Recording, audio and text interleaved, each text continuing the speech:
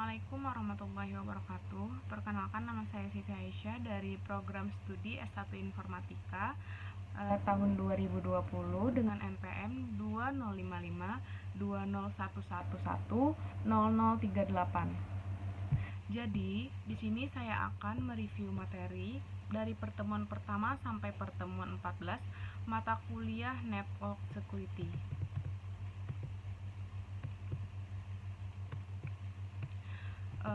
Untuk pertemuan pertama, pembagian kelompok beserta materi per kelompok beserta penjelasan metode pembelajaran. Untuk pertemuan kedua yaitu tentang enkripsi dan kriptografi. Kriptografi adalah ilmu yang mempelajari cara menjaga keamanan data atau pesan saat dikirimkan sehingga tidak dapat diakses oleh pihak ketiga.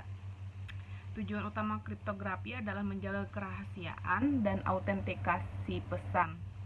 Hal ini dilakukan dengan menggunakan algoritma matematis yang mengubah dan menjadi bentuk yang sulit dibaca dan dipahami.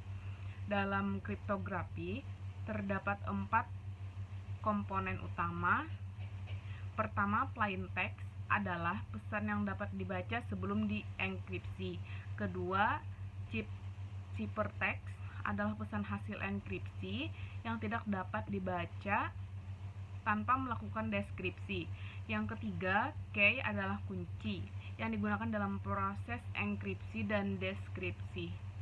Keempat, algoritma adalah metode yang digunakan untuk melakukan enkripsi dan deskripsi.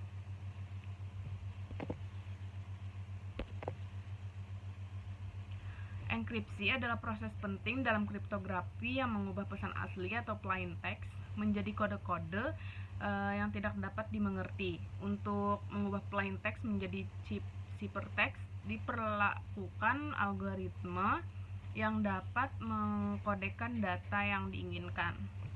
Beberapa contoh penggunaan kriptografi adalah dalam transaksi melalui ATM, dimanapun PIN digunakan untuk menjaga kerahasiaan akses nasabah. Selain itu, dalam transaksi e-commerce, enkripsi digunakan untuk memastikan keamanan informasi kartu kredit yang dikirimkan melalui internet. Contoh lain dari penggunaan enkripsi adalah dalam aplikasi perpesanan seperti WhatsApp dan Telegram. End-to-end encryption digunakan untuk menjaga privasi pesan sehingga hanya dapat dibaca oleh penerima yang dituju. Pertemuan yang ketiga yaitu firewall. Firewall merupakan suatu cara untuk atau mekanisme yang diterapkan baik terhadap hardware atau software ataupun sistem dengan tujuan untuk melindungi jaringan lokal dari akses yang tidak diinginkan atau berbahaya.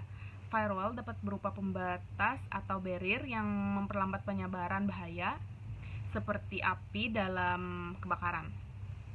Secara umum, dalam konteks jaringan, firewall adalah suatu komponen atau kumpulan komponen yang membatasi akses antara jaringan yang diproteksi dengan internet atau antara kumpulan jaringan lainnya. Firewall juga berupa komputer yang melindungi jaringan akses yang tidak dipercaya dengan melakukan filtering paket data yang masuk dan keluar. Firewall memiliki untuk melindungi, menyaring, membatasi, atau menolak hubungan atau kegiatan dari segmen jaringan lokal dengan jaringan luar yang bukan merupakan lingkungan ruang lingkupnya. Jenis dan tipe firewall yaitu yang pertama ada personal firewall, merupakan firewall yang didesain untuk melindungi komputer individual yang terhubung ke jaringan dari akses yang tidak dikehendaki. Personal firewall saat ini sering digunakan sebagai bagian dari program keamanan komputer yang melindungi secara keseluruhan termasuk proteksi terhadap virus, anti-spyware, anti-spam, dan lainnya. Yang kedua, network firewall merupakan firewall yang didesain untuk melindungi jaringan secara keseluruhan dari serangan. Network firewall dapat berupa perangkat keras atau perangkat lunak yang diinstal pada server. Contohnya Microsoft Internet Security dan Cisco ASI IP tables dalam sistem operasi Linux.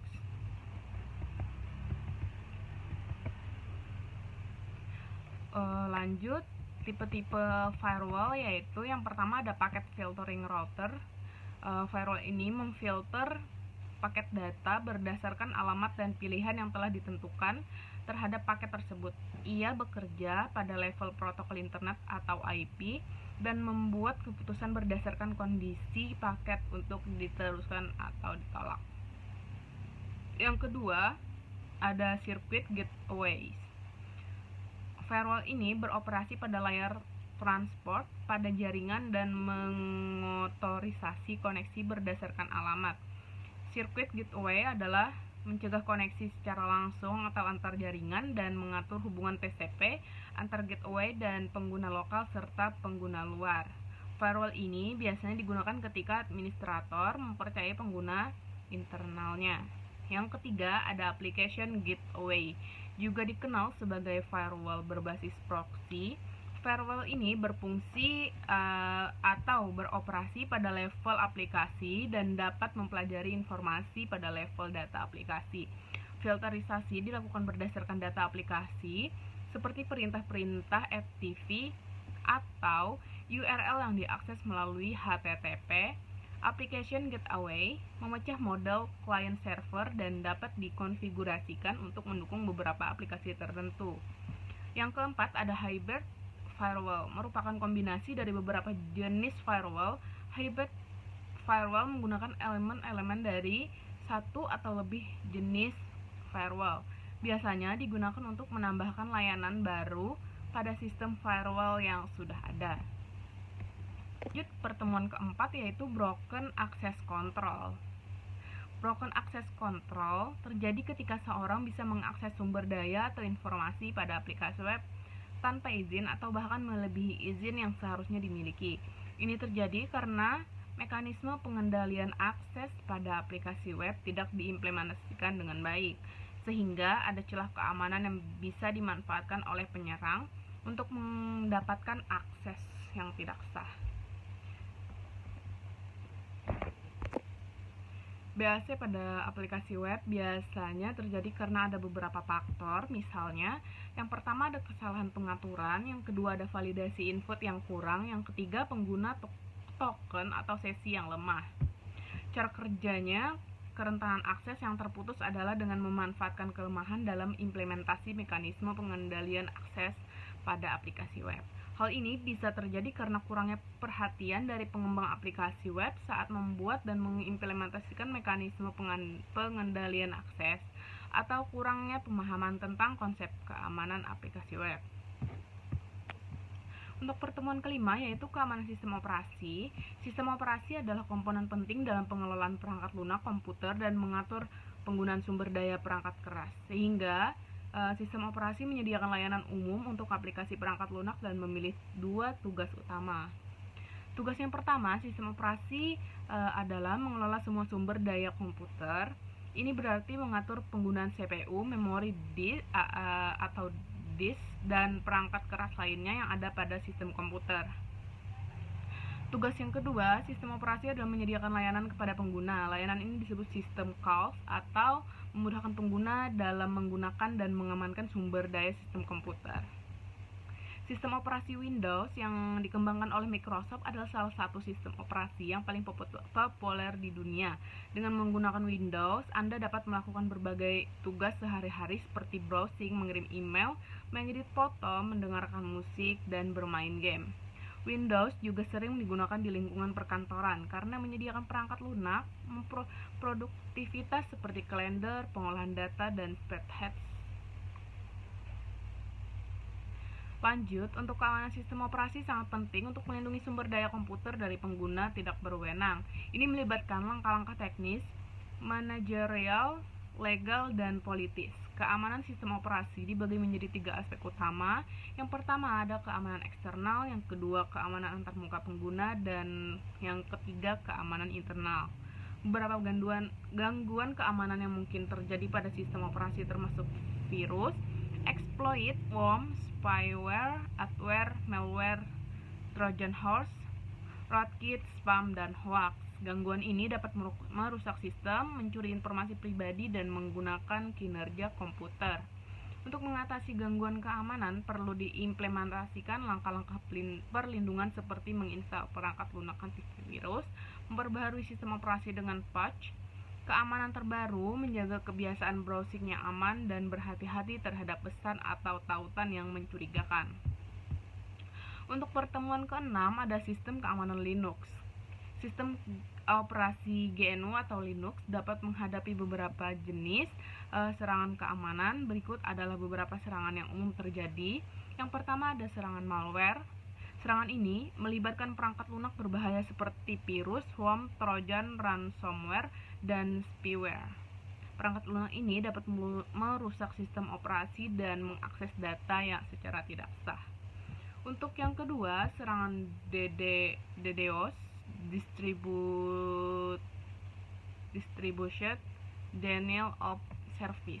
Serangan ini bertujuan untuk mengganggu ketersediaan layanan dengan membanjiri sistem dengan lalu lintas jaringan yang sangat tinggi. Yang ketiga ada serangan brute force.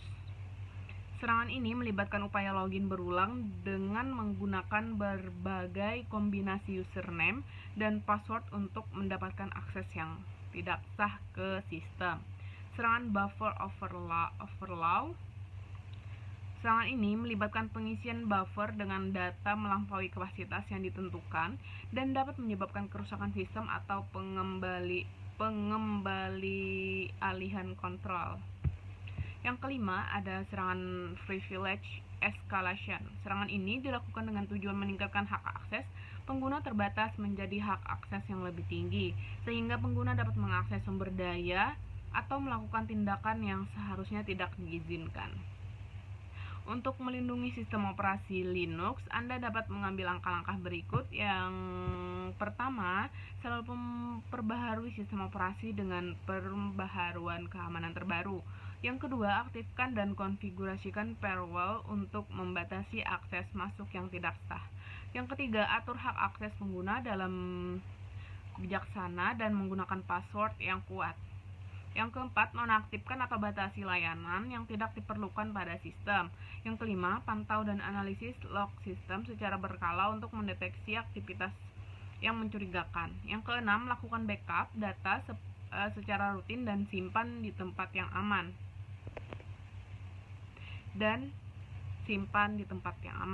Yang ketujuh, ada tetapkan kebijakan keamanan yang ketat untuk pengguna dan administrasi sistem. Pertemuan 7 ada Illustration Detection System IDS dan Intrusion Prevention System atau IPS. Intrusion Detection System adalah sistem keamanan yang mendeteksi aktivitas mencurigakan pada jaringan atau sistem komputer. IDS memonitoring dan menganalisis lalu lintas data pada jaringan untuk mencari tanda-tanda serangan atau aktivitas yang mencurigakan. IDS memberikan peringatan kepada administrator jaringan untuk mengambil tindakan yang sesuai. IDS adalah teknologi keamanan yang lebih canggih dari IPS adalah teknologi keamanan yang lebih canggih dari IDS karena selain mendeteksi aktivitas mencurigakan, IPS juga mencegah serangan dengan melakukan tindakan pencegahan yang telah diprogram sebelumnya. IPS dapat memblokir alamat IP, menghentikan lalu lintas jaringan yang mencurigakan. IDS bekerja dengan memantau aktivitas jaringan dan mencari tanda-tanda serangan. IDS menggunakan teknik seperti analisis log, analisis perilaku, analisis signatur untuk mendeteksi serangan. Setelah mendeteksi serangan, IDS memberikan notifikasi kepada administrator jaringan. IPS bekerja dengan mencegah serangan sebelum masuk ke jaringan. IPS menggunakan mekanisme penggunaan seperti firewall, akses kontrol, enkripsi data, dan deteksi intrusi untuk mencegah serangan. IPS juga mendeteksi serangan seperti IDS, tetapi memiliki kemampuan untuk menghentikan serangan secara langsung. Jenis-jenis IDS meliputi host-based IDS, network-based IDS, signature-based IDS, anomaly-based IDS, dan heuristic based ADS.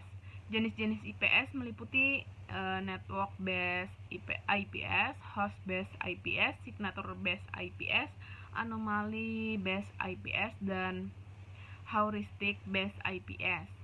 Kombinasi dari beberapa jenis IDS dan IPS dapat meningkatkan efektivitas deteksi dan pencegahan serangan. Untuk pertemuan 8, keamanan jaringan wireless, yaitu upaya untuk mencegah akses tidak sah atau kerusakan pada komputer yang menggunakan jaringan wireless. Jaringan wireless menggunakan gelombang radio sebagai media transmisi, namun rentan terhadap serangan seperti pencurian hak akses dan serangan DOS. Keamanan jaringan wireless sangat penting untuk menjaga validitas dan integritas data. Jenis-jenis serangan wireless yaitu serangan jamming atau denial of service. Penyerang menciptakan frekuensi yang menggunakan komunikasi pada jaringan wireless, menyebabkan gangguan atau putusnya komunikasi antara akses point dan klien. Yang kedua, serangan pasif. Serangan ini tidak dapat masuk atau tidak merusak sistem jaringan, tetapi penyerang melakukan pengamatan terhadap sumber daya jaringan seperti memantau lalu lintas jaringan. Serangan aktif, serangan ini lebih berbahaya karena penyerang berusaha masuk ke dalam jaringan wireless dan melakukan tindakan seperti mengambil data atau merusak jaringan. Yang keempat ada man in the middle attack. Penyerangan memotong jalur komunikasi antar akses point dan klien, memungkinkan mereka untuk memata-matai atau mengubah data yang dikirimkan dalam jaringan. Kelemahan pada keamanan jaringan wireless yaitu kelemahan konfigurasi. Pengguna konfigurasi default pada perangkat jaringan wireless dan kurangnya pengaturan keamanan yang memadai dapat menjadi celah bagi serangan. Yang kedua, ada kelemahan enkripsi. Metode enkripsi yang lemah atau penggunaan enkripsi yang tidak dapat memadai dan membuat jaringan wireless mudah disusupi atau diretes oleh penyerang. Yang contoh kasus keamanan jaringan wireless yaitu penelitian keamanan penetration testing, yaitu mencari jaringan wireless tanpa otorisasi dilakukan untuk mengidentifikasi kerentanan keamanan. Hasilnya menunjukkan adanya kerentanan seperti WPA2, cracking, serangan denial of service, dan serangan terhadap password router wireless. Pertemuan ke-9 yaitu virus komputer. Virus komputer adalah program yang dapat melipat gandakan dirinya sendiri dan menyebabkan salinannya dengan cara menyisipkan ke dalam dokumen atau program komputer. Virus komputer dapat merusak komputer dengan menginfeksi dokumen data yang ada.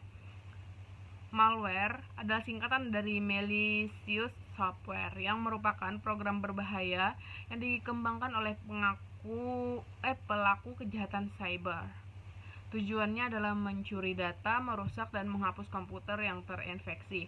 Malware adalah istilah umum yang mencakup berbagai jenis program berbahaya. Jenis-jenis malware yaitu ada virus, worm, trojan, adware, ransomware, dan rootkit. Dampak serangan malware yaitu memperlambat sistem komputer, merusak data dokumen, menghambat akses ke sistem komputer, dan mengubah data menjadi virus. Untuk pertemuan ke-10 ada sniffing. Definisi sniffing yaitu metode serangan yang memantau dan merekam lalu lintas data yang melindungi dalam jaringan. Penyerang menggunakan perangkat keras atau perangkat lunak untuk memantau dan mencuri data yang dikirimkan melalui jaringan tersebut. Data sensitif seperti kata sandi dan informasi pribadi dapat diakses oleh penyerang.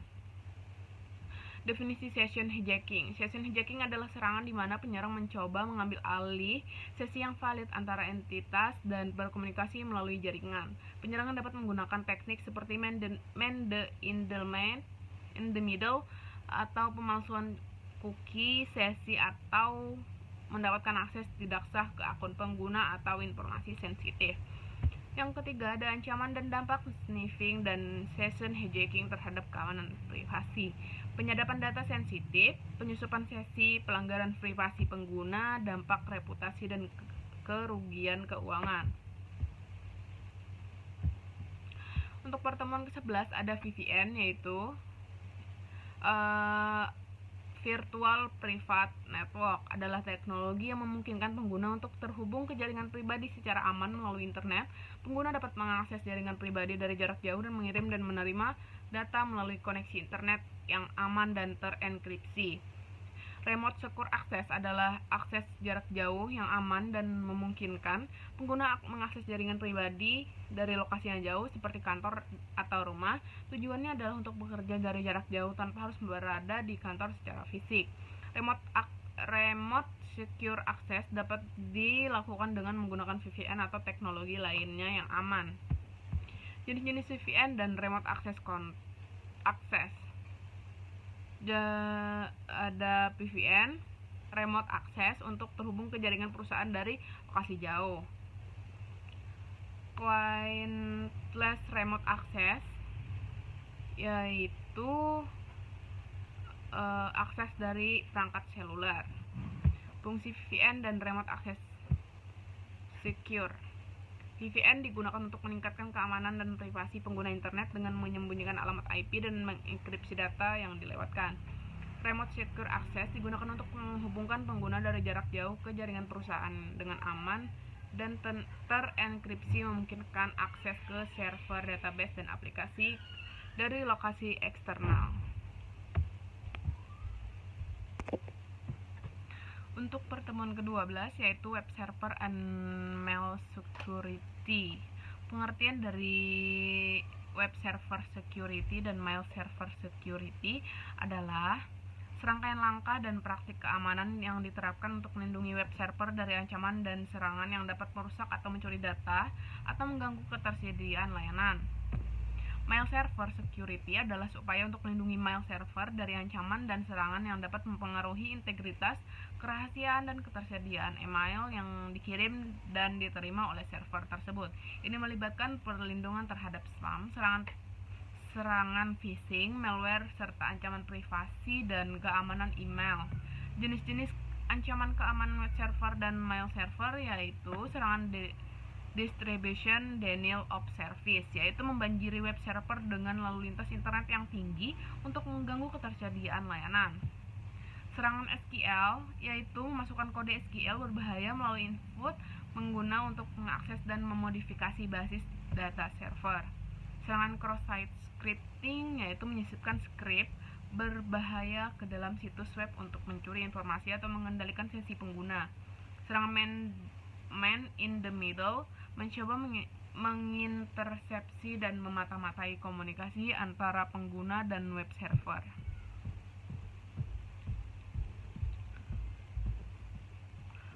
Pertemuan ke-13 yaitu penetration testing. Penetration testing adalah proses untuk mengidentifikasi dan mengevaluasi kerentanan dalam suatu sistem informasi dengan cara mensimulasikan serangan yang dilakukan oleh pihak tidak berwenang. Tujuannya adalah untuk menemukan celah keamanan yang dapat dieksploitasi oleh penyerang dan memberikan rekomendasi untuk memperbaikinya. Penetration testing juga dikenal sebagai ethical hacking atau white hat hacking. Tipe-tipe penetration testing adalah black box testing, white box testing, gray box testing, dan red team vs blue team. Manfaat penetration testing adalah menemukan celah keamanan. Penetration testing membantu untuk mengidentifikasi celah keamanan dalam sebuah sistem atau website. Yang kedua ada memperkirakannya kerugian bisnis. Selain mengidentifikasi celah keamanan dan memperbaikinya, penetration testing juga bermanfaat untuk memperkirakan kerugian bisnis yang mungkin akan terjadi. Untuk pertemuan terakhir yaitu network monitoring dan log analysis. Network monitoring dan log analysis adalah dua bidang penting dalam pengelolaan jaringan yang bertujuan untuk memastikan kinerja dan keamanan optimal. Network monitoring melibatkan pengumpulan dan analisis data di jaringan untuk memantau kinerja dan mengidentifikasi masalah, sedangkan log analysis melibatkan pemeriksaan log atau catatan aktivitas di jaringan untuk mengidentifikasi masalah atau ancaman keamanan. Terdapat berbagai jenis network monitoring dan log analysis, antara lain network management system, intrusion detection system, firewall log analysis, and system audit, penetration testing. Network monitoring dan log analysis memiliki fungsi yang penting, antara lain mempertahankan kinerja jaringan, deteksi dini ilmiah, identifikasi serangan, peningkatan kinerja jaringan, kepatuhan, penyelidikan insiden, dan tindakan preventif.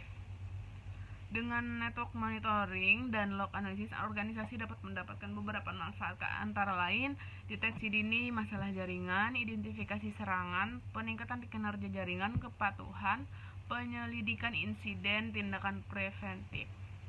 Dengan kombinasi network monitoring dan log analysis, organisasi dapat menjaga kinerja keamanan jaringan dengan lebih efektif serta merespons masalah serangan dengan cepat. Sekian dari saya. Terima kasih. Wassalamualaikum warahmatullahi wabarakatuh.